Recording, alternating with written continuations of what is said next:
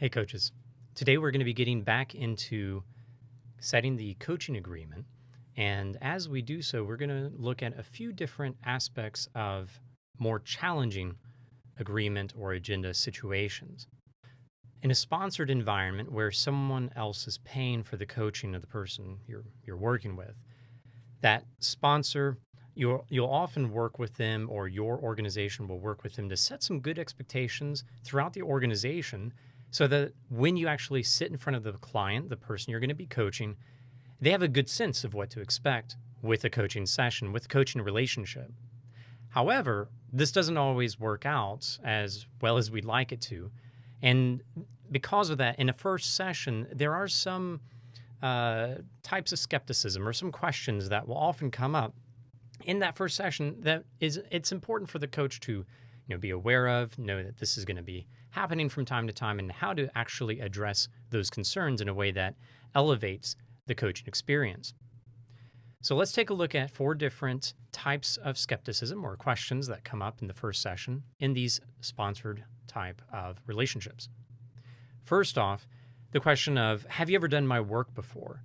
When a person, a corporate professional, is getting into this coaching relationship and they might not have been briefed very well or attended any of the briefing meetings or read the emails that really were meant to help them prepare, they will often come into the space expecting that you as a coach are going to be the expert. And so this is where, in the first session, you might explain a bit about what coaching is, but even as you talk about how coaching is really there to help them experience professional development for themselves, to create maps where there are no maps, to have someone in their corner helping them think, almost like a second mind. You keep talking, explain coaching very well, and then you ask them, hey, do you have any questions before we actually get into coaching? And here they come with the question of, well, I'm kind of confused. Have you ever done the work that I'm doing? In that situation, it's important for the coach to recognize they've probably not even been listening very well, because they don't have a mindset or a concept really of what coaching is. So we need to reiterate some things. Now that they've asked the question, they're usually more open to hearing them for kind of the first time. So one thing to focus on is to, again, reiterate how you are not a mentor or an advisor or an expert in their specific work, but you are an expert on helping professionals like them experience professional development. Now, some of the rest of the answer to this question can also be picked up from the next 3 examples, but the key thing here is to reiterate the nature of the coaching relationship. Usually when you're asked, have you ever worked in my space before? Yeah, you may share that you have experience, if you do, working with people in very similar roles, industries, departments, functions, whatever it might be. However, the key thing there is to clarify the coaching relationship to make sure that you aren't being seen as the expert who's going to solve or attempt to solve their very unique personal, professional challenges. The second type of skepticism or question that can often come up in a first session is, I'm not a poor performer. My manager and I were talking. They don't know why I was put into this program. They don't know why I'm being told I need to coach. I just don't understand what you're here for.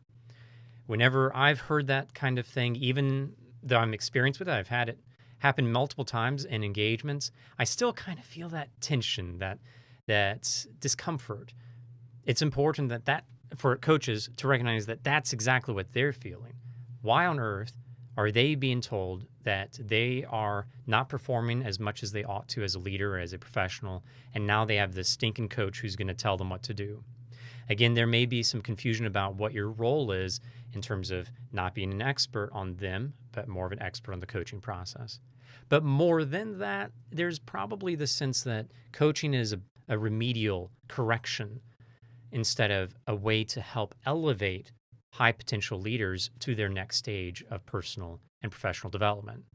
That's where I like to use kind of metaphors or illustrations of helping those who are very high performers, instead of get 20% better at their work, to help them continue to find those 1% gains so that as they continue exploring and growing this next year, they're 5% better or whatever it might be, and continuing to just hone their craft, hone their ability, hone their leadership capabilities so they can be prepared for whatever future opportunities may come their way. I also like to clarify with them the nature of coaching by using the Olympic coach illustration. And I probably will have already shared this with them because I enjoy it so much. But whenever I think of an Olympian, I think of the very top performer in the world, or at least in their nation. Their coach is nowhere near, or at least they're not really close to the level of performance as the Olympian. Instead, the Olympian is really taking the lead in performance, while the coach, the Olympic coach, they're not like the high school coach telling and teaching and correcting. Instead, the Olympic coach is more challenging. They know what their Olympian is capable of, and so they're pushing them, challenging them, partnering with them to create a plan that will help them succeed as individual Olympians. And that's much more of what a professional coach is. We aren't experts, again, on that sport. However, we are there to challenge the person who is the real performer. And that's why I use that illustration. That seems to help in times. Now, another challenge or question is sometimes someone throws up, counseling never really worked for me, so I'm not really sure what to make of this whole coaching thing. And I usually affirm so counseling, it really depends on where the person is and how interested they are in that process. But while coaching can feel the same and even sound the same from the outside, and even in a session, sometimes the way the questions will go, it really might sound a bit like counseling. Coaching is not counseling in that we are more focused on helping this person stretch. In fact, my role as a coach is to help them find an optimal space of stress and flow, pushing them towards higher levels of performance. It's also a situation where, as coaches, we can adjust our approach. So as they are experiencing our work, we do not want them to feel like my approach is fixed. If they want us to be a bit more directive, I can. If they feel like we're leading them too much, I can be more open-handed. If they would like tools or resources, we could use those as part of our conversations. If they are finding the more open-ended conversation useful, then we can leverage that.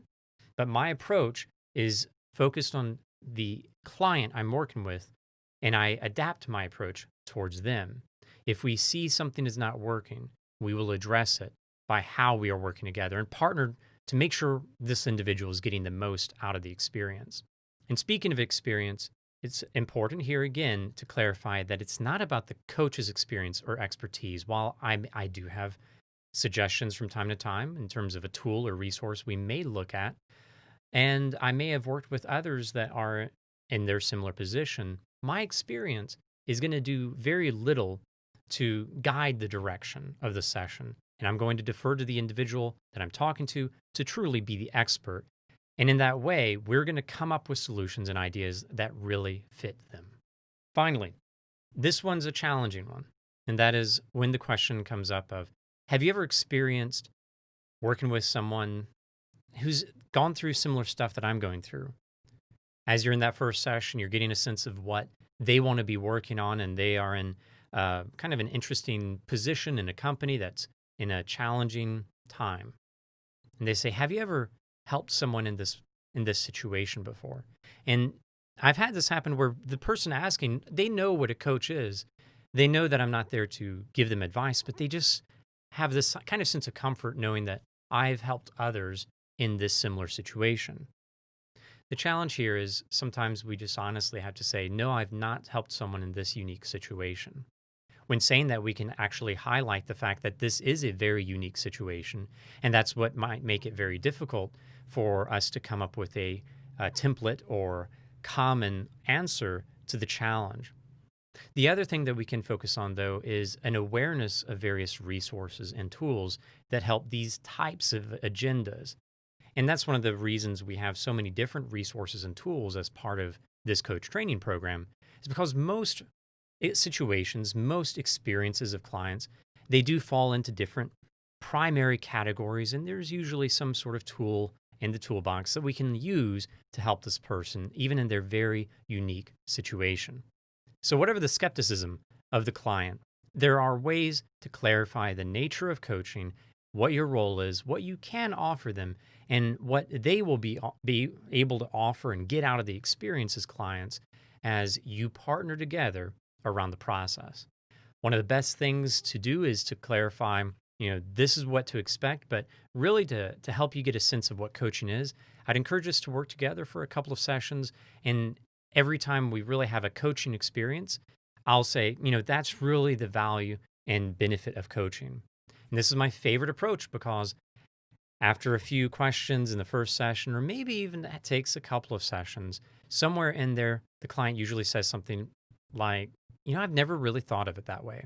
And at that moment, the coach can say, exactly, you just did coaching. I was here to help you get to the place where you're thinking about the situation in a new way. Now let's see what we want to do with that new way of thinking. And so you can even ask, so what do you want to do with that idea? And so on. So you get to coaching. Now, hopefully you get the idea. There's always ways to help people be more open to coaching. At the end of the day, it's still going to be up to them. But I hope that this video is helpful in helping to address some of the different skepticism, the different kinds of questions that come up in the first session. Thank you for tuning in, and thank you for coaching.